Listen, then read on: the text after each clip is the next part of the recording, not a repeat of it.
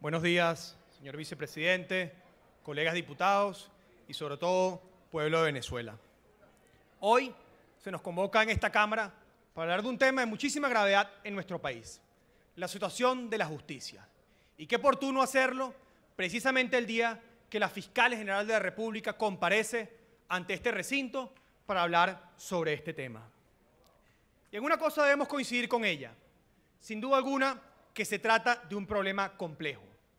Pero por ser un problema complejo, no podemos pretender los venezolanos estar como víctimas de la inseguridad por los próximos años. Este gobierno, en los últimos 17 años, ha acumulado una cifra catastrófica de muertes violentas. Más de 200.000 personas han sido asesinadas en los últimos 17 años y la mayoría de ellas hoy no tienen un culpable a quien señalar. Se han implementado 23 planes de seguridad, han habido 15 ministros y no ha habido solución. ¿Y por qué no ha habido solución, colegas diputados? No ha habido solución porque es un problema del modelo político que se ha implementado desde quienes nos gobiernan hoy. Un modelo político que se encarga de perseguir a quienes piensan distinto, pero de dejar en libertad a quienes nos matan todos los días en la calle. Un modelo político que hoy tiene tras las rejas a estudiantes, a trabajadores, a tuiteros, pero tiene en las calles libres a quienes nos siguen matando todos los días. Un sistema político que tiene hoy a Leopoldo López en la cárcel, pero al Picure en la calle. Un sistema político donde el 95% de los crímenes quedan impunes. Entonces, ¿cómo hablar de justicia? Para citar solamente un ejemplo, hablo del circuito al cual represento. En el municipio de Latillo, la policía intenta hacer una labor y el 70% de los detenidos quedan en libertad precisamente por el Ministerio Público que acabamos de escuchar. En el municipio de Chacao, los calabozos tienen un hacinamiento de 200% porque el sistema de justicia no permite procesar oportunamente a quienes han sido detenidos infraganti. En el municipio de Baruta, nuestros policías hace pocos meses fueron atacados con granadas fragmentarias, hiriendo a policías, hiriendo a funcionarios que intentaban cumplir con su función. Y entonces, ¿cómo hablar de justicia en un país como este? ¿Cómo hablar de justicia en un país en donde los delincuentes están mejor armados que la policía?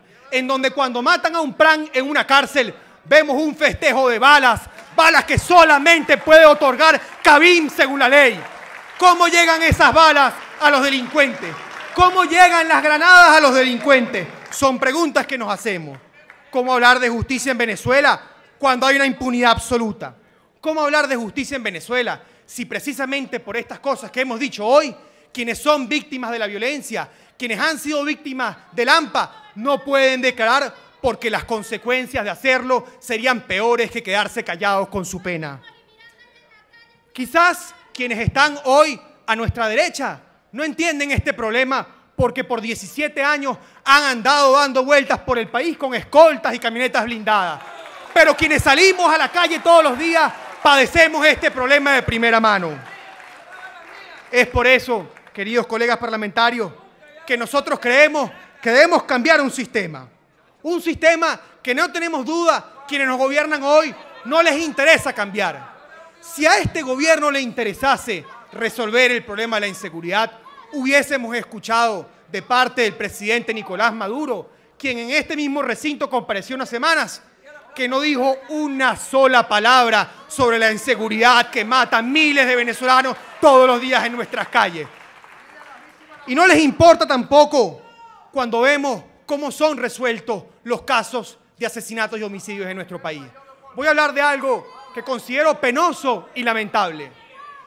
En la Venezuela de hoy en día, los únicos casos que son solucionados son los casos de personalidades y figuras famosas. Y cito el caso de Mónica Speer, al cual muchos de nosotros conocemos. El caso de Mónica Speer tuvo una solución quizás, y solamente quizás, porque era un caso que conmocionó al país entero. Pero este pasado domingo, en el municipio Libertador, murió David Rosales, un taxista de 52 años por una bala en su cabeza. Deja a 7 hijos en Coche, municipio Libertador. ¿Y ustedes creen que David Rosales va a haber justicia en este sistema? Muy seguramente no. Y es tan obvio lo que estoy describiendo, y es tan obvio que si este gobierno quisiera solucionar el problema lo hiciera, que el mismo asesino de Mónica Spears, una vez condenado, confiesa que él está seguro que la única razón por la que lo detuvieron es porque mató a alguien famoso. Si a ustedes les interesara resolver este problema, lo harían. Y resolverían no solamente el caso de Mónica Spears, sino los 27.000 asesinatos que ocurrieron en este país en el 2015. Luego de 18 años en el poder, lo único que podemos hablar en materia de seguridad y justicia en nuestro país es del fracaso. Debemos cambiar el modelo. ¿Y qué significa cambiar el modelo? Significa jueces que puedan llegar a sus puestos por carrera y mérito propio. Jueces con independencia que cuando contravengan al Estado no tengan miedo de ser mandados a la cárcel como fue mandado la jueza Fiuni y ser violados precisamente por cumplir con su deber. También cambiar el sistema significa fiscales justos. Fiscales que cuando saben que un juicio fue amañado, como lo fue el de Leopoldo López, no tengan que salir de Venezuela para poder decir las verdades que todos los venezolanos sabemos. Un cambio del modelo significa no más persecución política y por eso sí, desde hoy ratificamos nuestro compromiso con una amnistía a todos los perseguidos y presos políticos en Venezuela. Ya para terminar, yo creo que es evidente que a un sector de este país, a quienes nos gobiernan, quizás no les interese resolver este problema, quizás no les importe o quizás simplemente no sepan, pero sepan algo, quienes hoy estamos hablando desde la bancada de la Unidad, fuimos electos por la mayoría de un pueblo que quiere cambio. No somos nosotros quienes lo queremos, es un pueblo que quiere cambio.